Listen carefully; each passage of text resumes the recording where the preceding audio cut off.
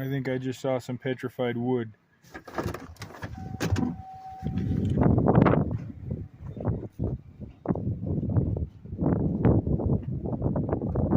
I did see some petrified wood.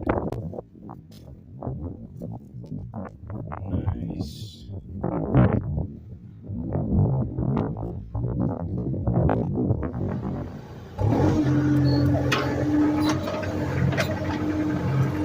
All right, we've got a bit of an interesting one here. This is a little project continuation from about a year ago where we connected to that culinary water service and ran, I don't know, 750 feet of 1.5 CTS water line for irrigation. I think 5, maybe 7 yard hydrants installed and a pretty big, like 2 to 3 acre clearing grub for some pasture land. But that's since changed. So what we're doing out here now is most of the pasture's still intact, but we've changed. The client's changed a little bit of the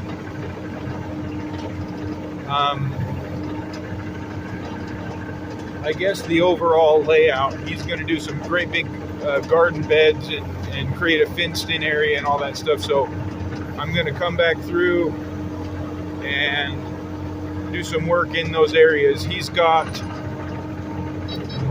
a whole layout of, like, let's just say furrows dug, where he's kind of done an exploratory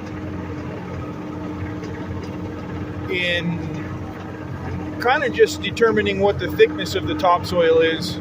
This guy's got a garden operation, so anyway, he's pulling the topsoil off, and we're going to bury a bunch of deadfall to help create a soil amendment of sorts.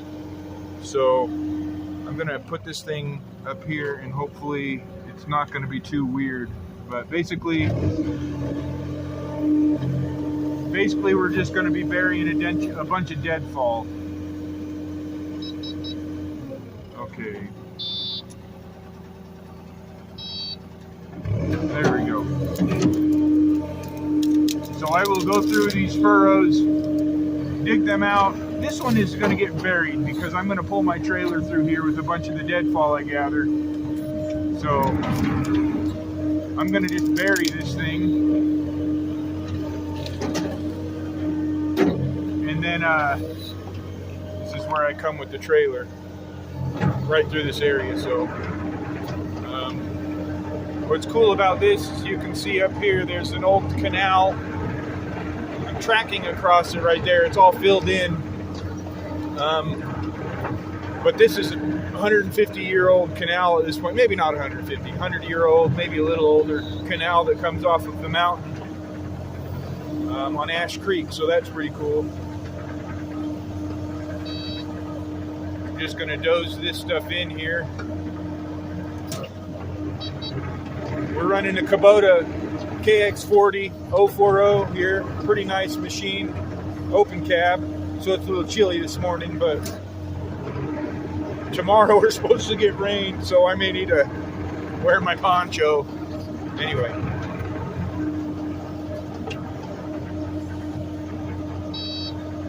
Yeah, I don't know if you all run these machines much, but I've spent quite a bit of time in all sorts of mini X's, as well as bigger hose. A lot more time in bigger hose, but on the mini end, a fair amount in this Kubota here, this KX40, the 35, as well as I think the 18. I spent a little bit of time with the 18. Anyway, this machine's right around, depending on how it's set up with what you've got going on, right around, I'm just going to say on average, 9,500 pounds. It's comparable to a Cat 304 in size and whatnot. However, it is, the way they put this machine together, it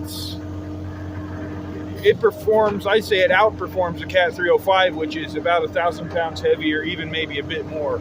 The way the thumb is on this bucket operates much better than a Cat's bucket and thumb combo. So I've run Cats forever, and they're good machines, don't get me wrong, but this Kubota it's got some ass in it.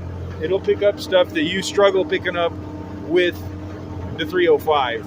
And a lot of that could be the thumb design. Cat doesn't have that nailed down, I don't think, but this Kubota definitely does. So basically what I'm doing now is I'm filling in this hole, and then I'm going to pioneer a road down to where I'm going to start dropping off all this deadfall that's going to be buried here. So that's sort of the goal. And I don't really have a great camera mount other than on the bill of my ball cat. So let's crank that idle up. How about it?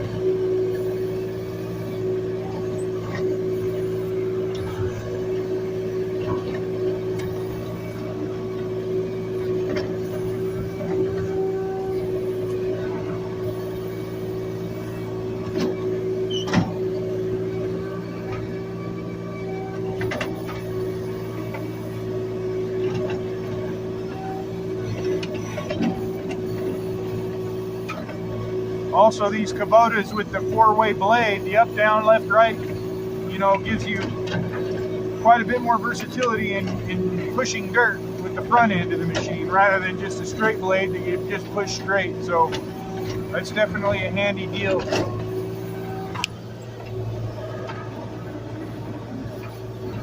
I mean, you can see that function there is dang near like, it's almost a necessity. If you've run one of these machines with a blade like that and you get on one that doesn't do that, it's like, holy shit, I need that angle.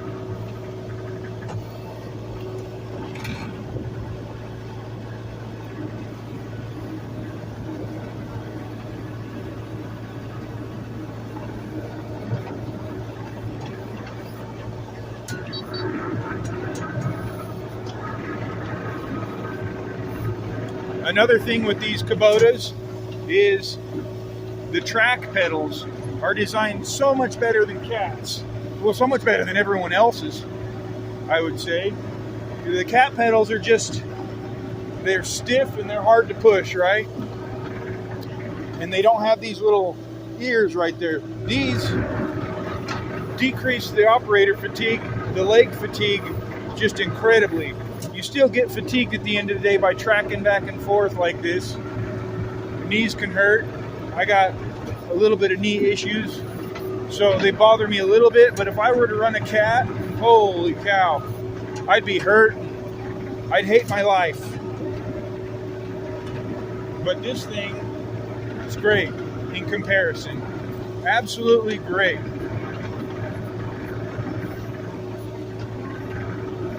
Sort of just pushing this back and forth, massaging it in, getting a little bit of compaction because I will be driving over it with the load, and I don't want to end up settling down in a hole, which probably will happen anyway, but we got a hoe on site, so if we get stuck, we'll get out.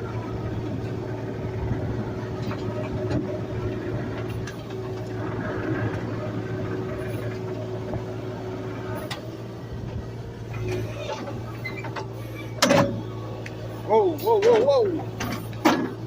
Okay. We're going to go down here and all kind of, you can see out there where he's got this checkerboard sort of deal with furrows everywhere. That's what we're looking at. And I'm going to spin around and walk backwards because I'm going to drag this blade so I can kind of make sure my path is mostly clear. There ain't nothing out here really other than dead sunflowers, you know, oddball growth, ground cover type stuff. So like I said, if you look out there, you can see what look like checkerboard rows of furrows and whatnot. That's all the beginnings of what we're going to do in opening this ground up and burying a bunch of deadfall. So this is the area I mentioned it was the clearing grub. So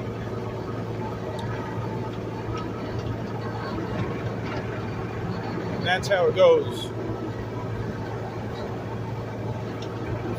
I we'll fill in this pile right here because this is going to be right where I'm coming through with the truck. So okay, I've got you mounted on a stick here, so I'll capture some of this from a different vantage.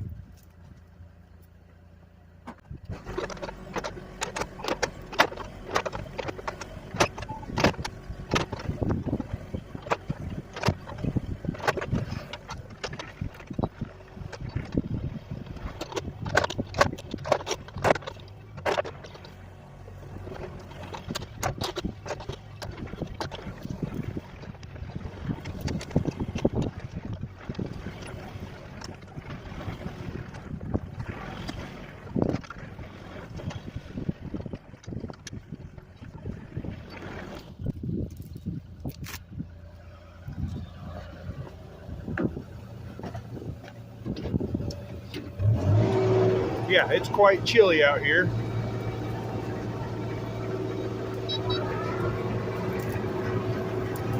Spring is in the air, but it's still quite chilly. That's for sure. Okay.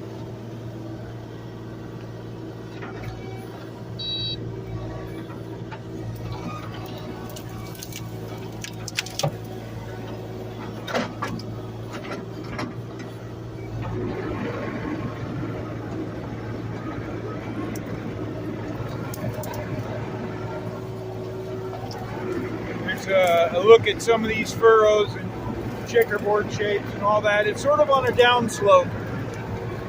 I mean, it's not a super steep downslope, but it is. So his goal was, there's natural drainage on this property. His goal is to basically catch all the natural drainage, surface runoff and that sort of thing, and collect it in these furrows. And they're checkered and offset, so the rows are kind of, it's just checkerboard shape. So whatever water makes it through and beyond certain areas, certain furrows will be caught in the next furrows. So we're going to open those things up, put the deadfall in, and that'll allow for that deadfall to kind of collect that moisture and decompose in the ground, providing, you know, those sorts of, I guess, nutrients, we could say, for the gardens in the future and all that stuff. So, and it's a way to, I guess, clean up the yard and property, right? So this is my pathway I'm making so I can drive through here without any real obstructions with the truck and trailer. Start at the bottom here, kind of staging this stuff, staging the deadfall strategically so I can gather it up and place it in the furrows that are there after we dig them out a little more. They're going to be probably 8 to 10 feet long, 8 to 10 feet wide, and about 4 feet deep. We'll bury all that stuff, crush it up, and then cover it with not the topsoil, but the clay that's underneath, the subsoil material. We'll keep the topsoil separate on the top to help kind of create that finer finished material for the garden beds. So that's sort of what's going on. I'm going to go, now that I got those holes pushed in, I'm going to go up and start loading the trailer. I got a little beater trailer I'm going to load with the stumps and deadfall from these juniper trees and bring them back load by load. So we'll start on the exterior portion of the property up off of the roadway, and then work our way through the interior part of the property where that canal sort of is. Along that canal on the inside of the property, gathering all that deadfall, and then when I'm done with that, I've got these big piles from the clearing grub, some sagebrush and other native sort of plants. So, and then I got a great big pile up here. I'm gonna have to figure out how to get down there. And then yeah, and then I'll be here for a week basically. So this is Project RW part probably 4 or 5. there's many parts to this project. So anyway, stay tuned, huh? So this is what we're loading up here off the side of the property through all this. It's a 5-acre lot, maybe a hair bigger, but all along this roadway and along the inside of the property, there's another little fire road. We're gathering up all this deadfall, loading it onto this trailer, and then hauling it in there. That's not going to happen like that, is it? I don't want that stick to hang up and rip my light off or anything. So anyway, you get the idea. This is what we're doing. Seems odd. Seems like a weird way to make a living for a week and a half, but this is what it is. People want weird stuff from time to time, so I guess that's how it goes. Okay, we're driving here down this, it's sort of a little road, but right next to the road is a really old canal. That's that canal I mentioned, so we're just kind of driving here nice and easy. There are some boulders in the road, and that's gonna give us a little bit of bumpiness. Hopefully I don't get a bad tire. If you look over there, there's a pretty nice looking lava bluff, basalt lava bluff. Obviously, lava is basalt. Whoa, sinkhole. Anyway, looking in the mirror there, you can see a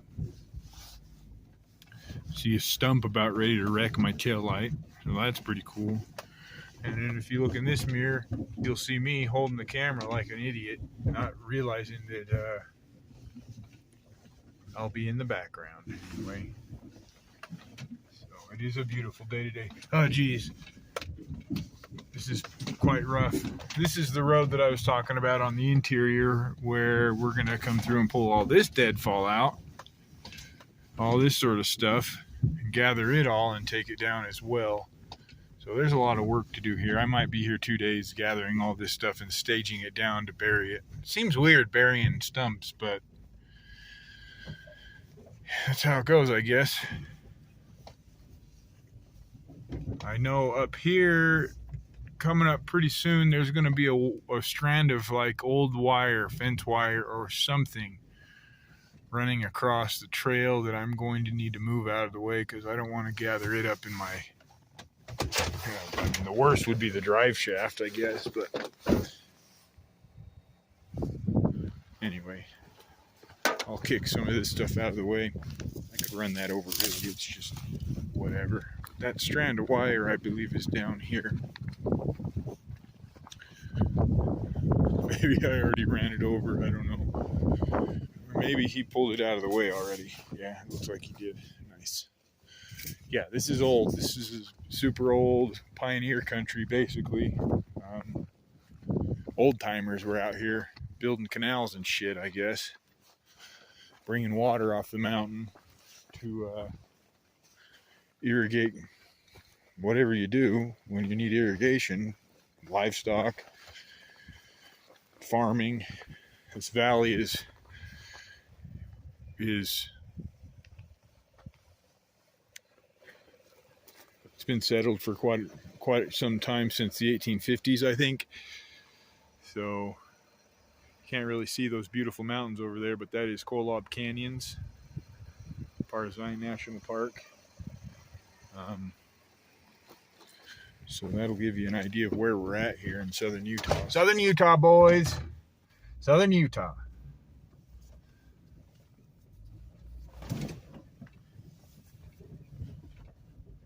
Looks like I'm going to run over some sagebrush right here.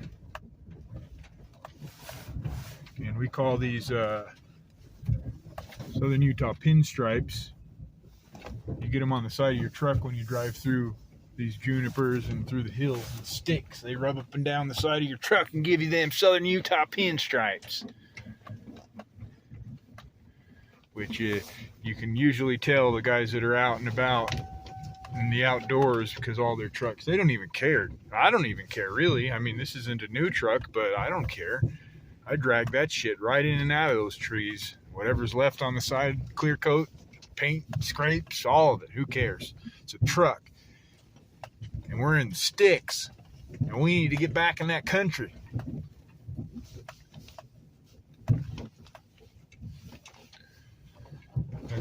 It's all for fun.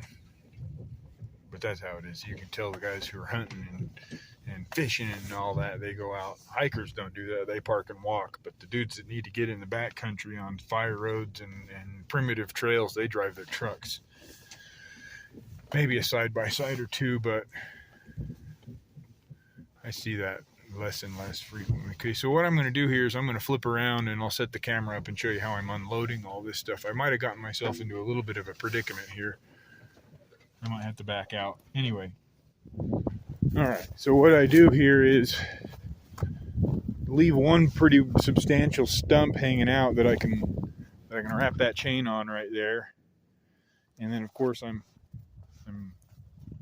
strapped up to this juniper as an anchor, and then I just drive out from underneath that pile. So that's how it works.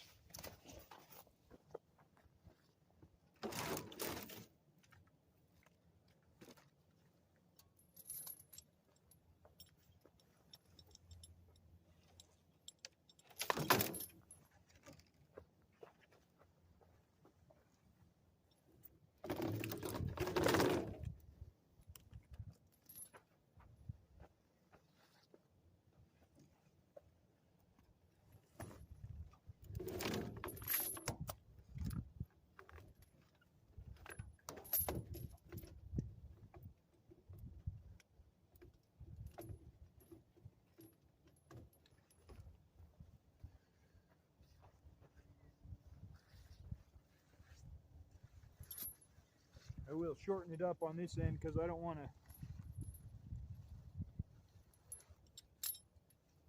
to run this load out too long, you know what I'm saying?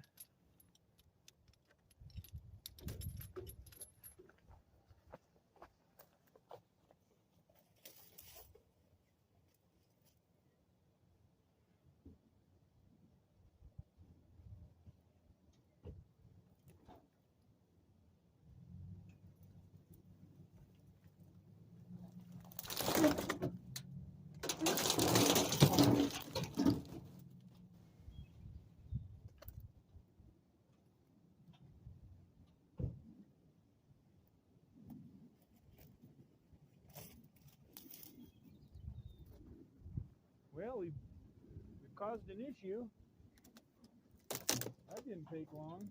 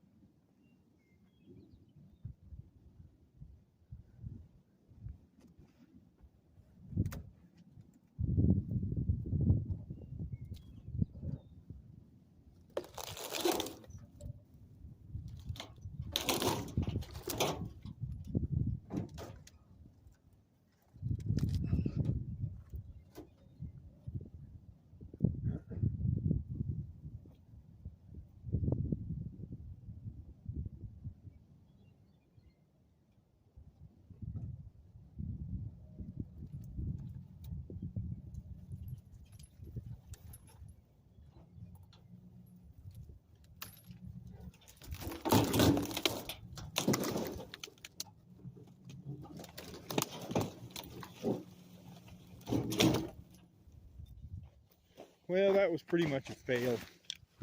That would be my third load. The first two pulled out just perfectly. That one not so much. So that's too bad. Hopefully we get it sorted out on the next one. I did bend the side to that trailer a little bit. It was already bent from other jobs. So not the end of the world. Sixth load. Number 6.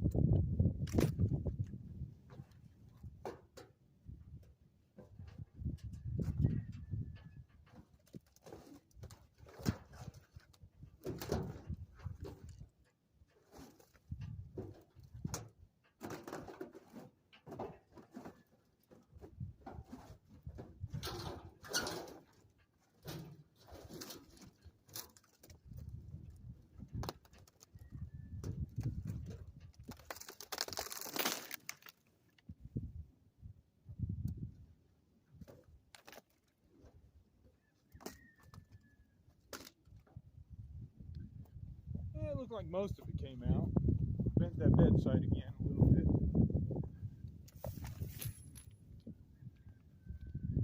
The trick is getting a log on the bottom of the trailer that's long enough and substantial enough to load the rest on top of and then drag everything out in one pass. That's the goal anyway. Alright. I'm on about my 10th load here. 12th load, I can't be sure. This is a pretty massive load. I'll probably lose a stump along the way. Yeah, pretty big load. I guess now's a good time to point out the color of that canyon over there. I don't know if you can see that. Pretty nice looking color on that sandstone. So we're on the interior. I've pretty well got the exterior roadside wrapped. So now we're just doing this thing from the driver's seat.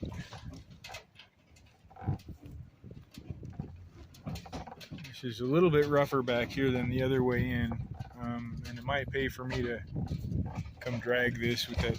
Oh boy, don't lose it. Don't lose it, Chuck. I don't want to have to pick that big old bastard up. I got a big old root ball on the back of that trailer, precariously positioned. Definitely don't want to lose it. You know what? I'm gonna do this here because that makes sense to me. Oops.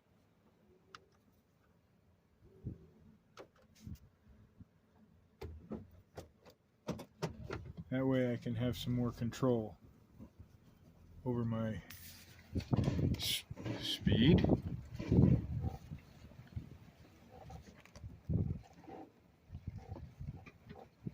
And I don't know that thing will fall off, but if it did, I wouldn't be surprised. It looks like it's about ready to go.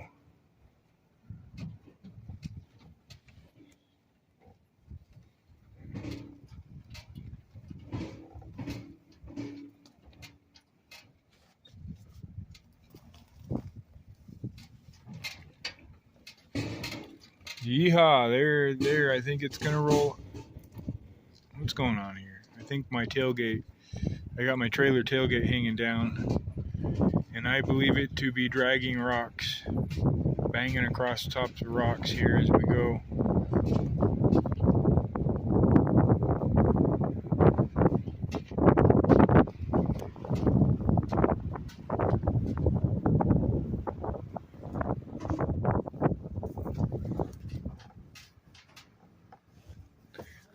Oh, stay on the road, Chuck.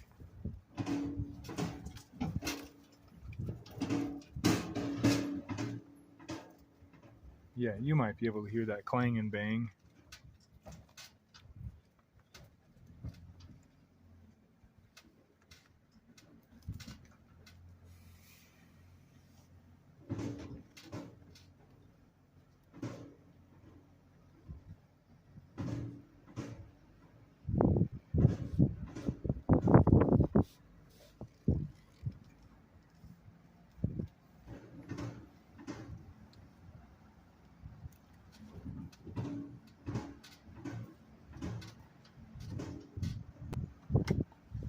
I think I just saw some petrified wood.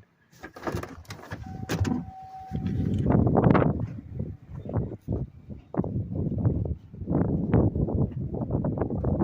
I did see some petrified wood. Nice.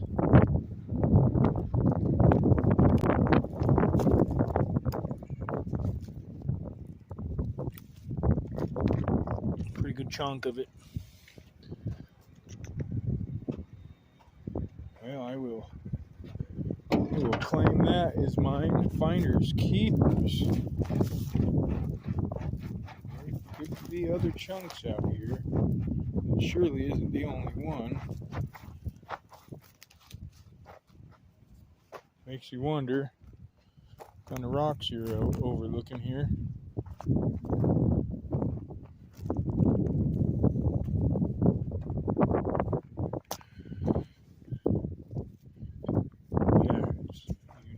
find some artifacts out here also.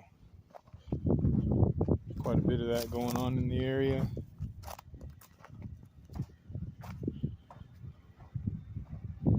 Kind of a nifty focus. Nifty looking rock. Yeah, there's a lot of rock out here. You could rock hound for days. Well, at least I could. More watching the rocks on the side of the road than I am the road. If I had more eyes, I'd probably find more rocks. There's some deadfall I gotta get cleaned up. Geez, there's so much out here. A little bit of an undertaking here. I'm tired too. It'll wear you out. This stuff will wear you out. Alright, that's enough. It's enough of that.